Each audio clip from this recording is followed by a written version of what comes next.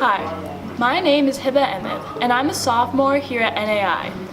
I'm a Muslim, and a lot of people here don't know anything about Islam. The result has been a lot of weird questions over the years. So I'm here to inform you about the top 5 misconceptions of Islam. So Hebah, why do Muslim women wear a headscarf? Yeah, great question, Ali. So in Arabic, the headscarf is called the hijab. So it is a dress code in Islam that is highly recommended for Muslim women to wear. And the purpose of the hijab is basically just to strengthen one's faith and create a more personal connection to God.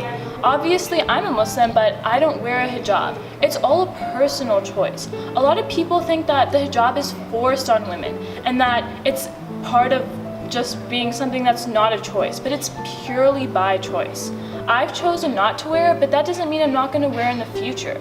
So a big misconception is that you don't have a choice, but it's all about deciding your level of faith personally. A lot of people think that this is only unique to women, but men in Islam are also told to dress modestly and act with respect. So it's seen with all Muslims. And it's not just about dressing, it's also about how you act. A big part of wearing the hijab is being respectful, being a kind person. That's something that's seen in all religions. Think about nuns in Christianity. Modesty isn't something that's only seen in Islam. It's something that's seen all throughout the world. Why do so many people think women are oppressed in Islam? Yeah, that's another really prominent misconception. So the Muslim holy book, which is called the Quran, really stresses gender equality. People think that women are given less rights in Islam, but that's not true at all. When the Quran was first revealed thousands of years ago, there were women they were businesswomen, they ran caravans, they were prominent scholars. They were just as important as men were. And in countries like Saudi Arabia, where women are allowed to drive, that's their own cultural and political view. Islam doesn't support that. Islam supports gender equality. So the Quran also provides roles for men and women. So men have the obligation to provide for the family. And women, on the other hand, they have the obligation to support the kids. But they're highly recommended to help in providing for the family if they can. So this means women's first priority is to support the kids, but if they're in a situation that suits them having a job, then yes, they should have a job. That's what Islam says about women. So why does Islamophobia exist, and why is Islam connected to terrorism? So Islamophobia has been something that's been in the news a lot the last couple of years. And terrorist groups like ISIS and Al-Qaeda have connected Islam to terroristic acts and murder, but that's not what Islam's about. Islam in Arabic means peace. The religion literally means peace, okay? It's about being kind and compassionate.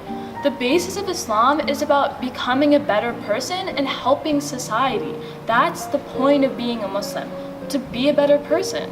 And the news and the media, they feed us lies a lot of the time. So you just be a little more aware if your news is more biased or if it's more neutral, because you want to make sure that you're getting information that's correct and that's not as biased.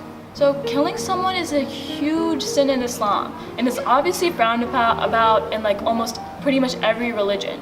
But obviously we're allowed to defend ourselves. Self-defense is a right for a Muslim to have. If someone's attacking you, you can defend yourself.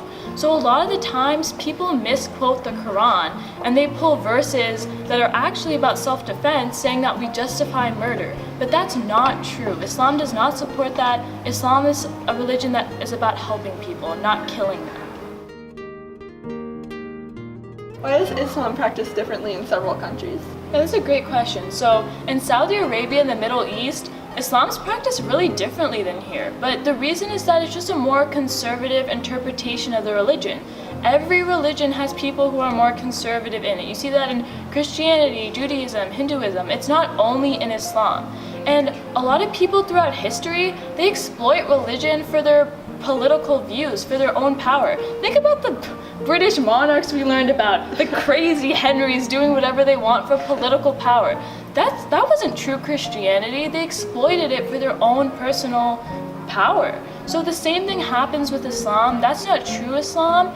It's just a more conservative view, and it's sometimes just being exploited for a monarch's power. So now, Ali, tables have turned. I have a question for you. Oh my. So, can you name one famous Muslim American? Hebah. Thank you. My career starts here. Other than me, I know I'm very well known, but besides me. No? That's okay. That's the point. No one knows about famous Muslim Americans, but we do exist. I have a couple examples for you. Muhammad Ali, one of the most famous boxers in the history of America. Famous quote, float like a butterfly, sting like a bee. That should jog your memory. We're in athletics. Next, we also have Ibtihaj Muhammad. She's not as well known, but she was the first Muslim American woman to go to the Olympics. She won gold in fencing, and she has a Barbie doll, okay? She's done amazing things. And we also had recently in the last congressional election that happened in November, Ilhan Omar and Rashida Tlaib were the first Muslim American women to get elected to Congress. So we have government positions too. We're physicians, we're engineers, we're teachers, we're comedians. Think about all the Muslim comedians on Netflix too. So Muslims are part of America. Being Muslim doesn't make us any less American. We're just like you guys. So that's an important thing to remember. Ali, what have you learned throughout this experience? Well, Hebah. From your talk, I thought it was really interesting how eye-opening everything was, and just how much we really don't know about your religion and all those assumptions that have been produced and over-exaggerated through the media. Yeah. Especially I thought was really interesting how similar your religion is to just basically everyday culture and religions we think we closer identify with. Yeah, exactly. And I'm happy that you came here to ask me questions. The only way to end hate is to ask people questions.